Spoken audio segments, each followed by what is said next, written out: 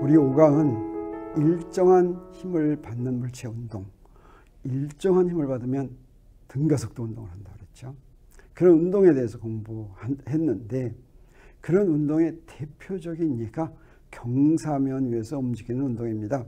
그래서 이 시간에는 경사면에 있는 물체가 움직이는 운동을 어떻게 다루는지 공부하겠습니다. 자, 처음에 경사면과 물체 사이에는 마찰이 없다고 가정하겠습니다. 그래서 경사면에 경사각이 세타인데 거기에 물체가 놓여 있으면 이 물체에는 어떤 힘이 작용하겠습니까?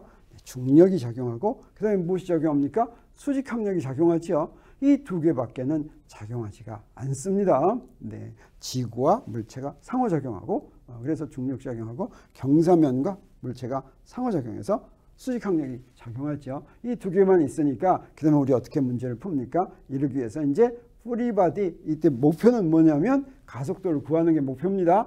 등가속도 운동에서는 가속도만 구하면 됐죠. 그래서 네, 프리바디 다형을 그리기 위해서 이때 아래쪽을 플러스 방향, 플러스 X 방향, 위쪽 경사면에 수직한 방향을 플러스 Y 방향이라고 이렇게 정할 것 같으면 프리바디 다이어그램을 이렇게 그릴 수가 있습니다.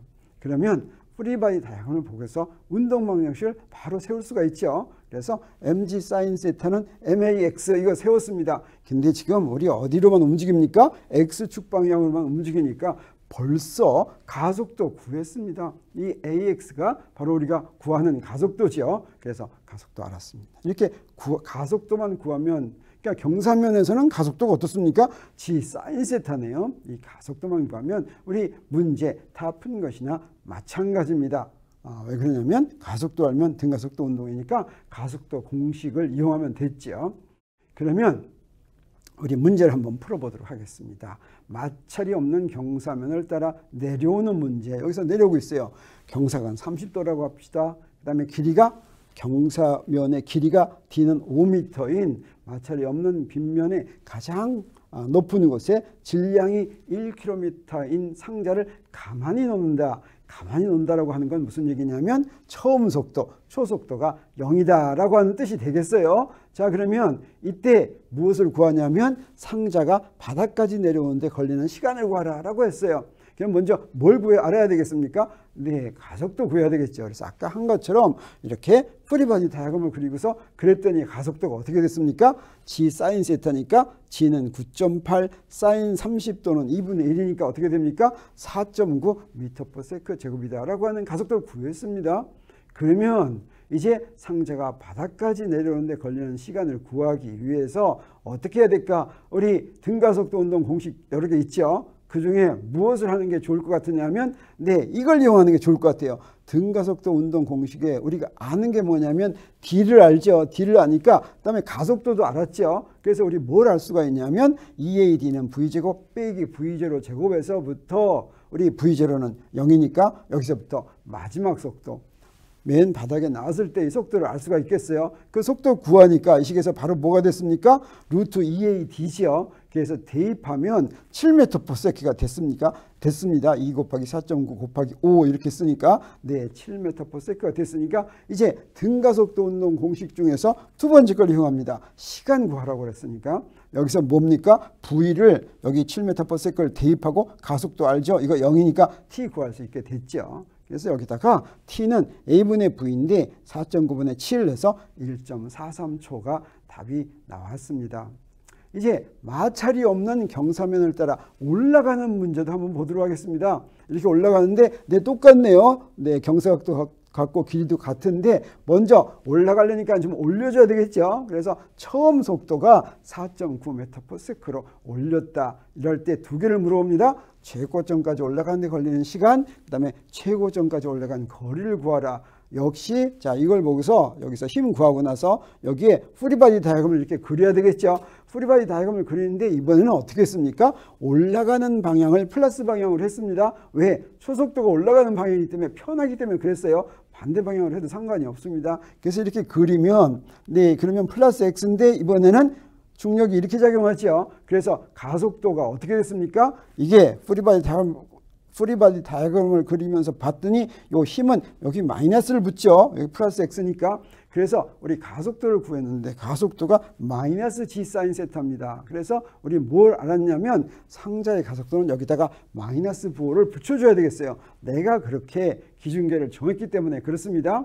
그러면 이제 가속도, 등가속도 운동 공식을 이용해서 어떻습니까? 최고점의 조건이 뭡니까? 속도가 0일 때입니다. 그래서 그걸 이용해서 시간을 구하면 0이 될 때까지 시간을 구하면 A하고 V0를 아니까 T를 구할 수가 있습니다. 그래서 여기 T는 마이너스 A분의 V0인데 A가 마이너스 4.9였죠.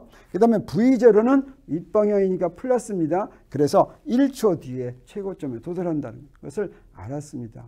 그래서 이제 등가속도 운동 공식을 이용해서 우리 최고점까지의 거리는 이거 이용하면 되겠어요. x는 2분의 1 at제곱 더하기 v0 t 더하기 x0 이용하는데 여기서 우리 알고 있는 게 뭡니까? x0는 0이고 v0는 주어졌죠. a 구했죠. 그래서 여기다 대입합니다. 그러면 2.45m가 되는 것을 우리 알 수가 있겠습니다.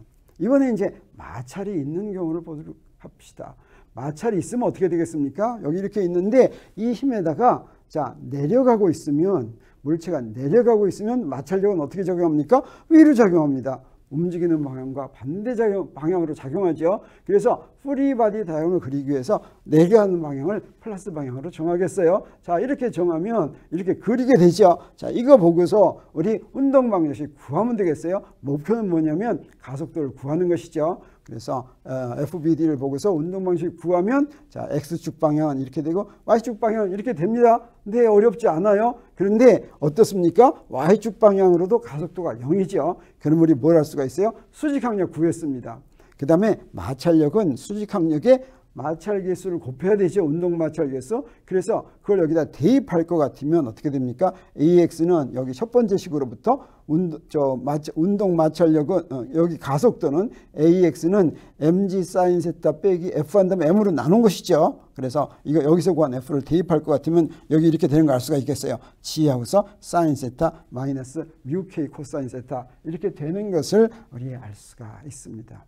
그러면 이번에는 마찰이 있는 경사면을 올라가는 물체를 보도록 하겠어요. 그러면 어떻게 됩니까? 이번에는 올라가는 방향이니까 우리 이 마찰력은 그 반대 방향인 내려가는 방향으로 작용하죠. 그 다음에 프리바디 다이어그램을 그릴 때 올라가는 쪽을 플러스 축으로 세우는 게 좋겠습니다. 그래서 프리바디 다이어그램을 그렸습니다. 그리고 나서 이제 그러면 어떻게 됩니까? 여기 마찰력이 저렇게 작용하는 걸 우리가 알 수가 있습니다. 그러면 이 프리바디 다이어그램을 보고서 운동 방정식을 세우면 자, 바로 세울 수가 있겠어요. 자, 힘은 전부 마이너스만 됐네요. 그 다음에 여기 두 번째 Y축 방향식 세웠죠. 그래서 이걸 보고서 네, 이게 바로 이제 X방향, X축 방향의 힘입니다. X방향 힘. 이거 가지고 AY가 제로니까 수직항력을 구할 수가 있습니다. 경사면의 수직인 방향으로는 움직이지 않죠. 그리고 여기서 마찰력은 이렇게 되니까 뮤KA니까 수직항력 구한 걸 여기다 대입했어요. 그리고 나서 첫 번째 식에서 구한 AX의 마찰력을 대입하면 무엇이 달라졌습니까? 앞에 부호가 달라졌습니다. 앞에 마이너스 G 이렇게 됐죠. 이렇게 달라졌습니다. 그래서 이제 한번 예제를 한번 보도록 하겠습니다. 마찰이 있는 경사면을 따라 올라가는 문제. 자, 경사가 똑같이 아까 D는 5m 그리고 뮤K가 주어졌어요. 루트 3분의 1이다 이렇게 하도록 하겠습니다. 그리고 어때요? 처음 속력 V0는 4.9m/s로 올려보냈어요. 최고점까지 올라가는데 걸리는 시간, 최고점까지 올라간 거리를 구하라. 아까 마찰이 없을 때 한 거하고 조금 다르겠죠? 뭐가 다르겠습니까? 가속도가 다릅니다. 그래서 구하도록 하겠어요. 네, 여기 그린 건 아까하고 똑같으니까 우리 프리바디 다이어그램을 보고서 가속도가 아까 구한 거죠. 아까 구한 거에다가 수를 다 대입했더니 어떻게 되냐? 가속도가 마이너스 9.8m/s 제곱이 됐습니다.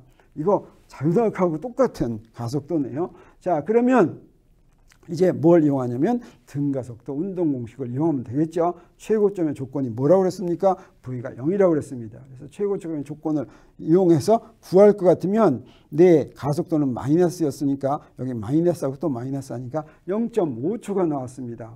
그리고 최고점까지 올라간 거리는 우리 등가속도 운동 공식 중에서 이걸 이용하면 되겠어요. 거기다가 대입했더니 어떻게 됩니까? 결과가 1.25m가 나왔네요. 네. 그런데 우리 아까 어떻게 했습니까? 플러스 방향을 프리바디 다이아그램을 그릴 때 플러스 방향을 경사면 위로도 했다가 경사면 아래도 했다가 막 복잡하죠. 그래서 여러분한테 한번 질문을 한번 해보도록 하겠습니다. 기준계의 축 방향을 반대로 정하면 결과가 어떻게 될까? 네, 그 결과가 바뀌지 않는다. 모든 결과 부호가 반대로 바뀐다. 결과 중에 부호가 반대로 바뀌는 것도 있고 바뀌지 않는 것도 있다. 네, 답은 어떤 것이냐면 세 번째입니다. 결과 자체는 바뀌지 않는데 우리가 기준계의 부호를 반대로 할 것 같으면 그것으로 대표하는 양의 부호가 바뀔 수는 있습니다. 그래서 보면 아까 똑같은 문제를 한번 경사면을 따라 올라가는 문제를 어떻게 하냐면 우리 어느 쪽을 내려가는 쪽을 플러스로 해서 한번 문제를 풀어보도록 하겠습니다. 그러면 가속도는 어떻게 되냐? 가속도는 아까는 마이너스인데 이제는 내려가는 방향을 플러스로 했으니까 플러스가 됐습니까? 됐습니다. 가속도. 그러면 처음 위치와 처음 속도는 어떻게 되냐면 처음 위치는 0이지만 처음 속도는 올려보내는데 내려가는 방향을 플러스로 했으니까 처음 속도가 마이너스가 됐습니다. 그래서 등가속도 운동 공식을 이용해서 우리 t를 구하는데 속도는 0인 조건을 이용해서 네, 이걸 그대로 이용합니다. 그런데 어떻습니까? 마이너스 a분의 v0에서 a가 마이너스였던 게 플러스로 되고 v0가 플러스였던 게 마이너스로 돼서 결과는 어떻습니까? 시간은 플러스 마이너스가 없죠. 그래서 시간은 똑같은 게 나왔습니다. 근데 최고점까지의 거리는 어떠냐? 네, 등가속도 운동 공식을 이용합니다. 여기다 다 대입했더니 어떻습니까? 결과가 마이너스 1.225m가 나왔습니다. 이건 뭡니까? 원점에서 아래쪽을 플러스로 했으니까 위로 올라가니까 마이너스 1.225다라고 하는 것을 얘기하는 것이죠. 그래서 우리 여기서는 올라간 거리는 이렇게 부호가 반대로 나왔지만 결과는 물리적인 의미는 똑같다라고 하는 것을 알 수가 있습니다. 그래서 우리 경사면 문제에서 정리하면 우리 경사면 문제에서는 어떻게 합니까?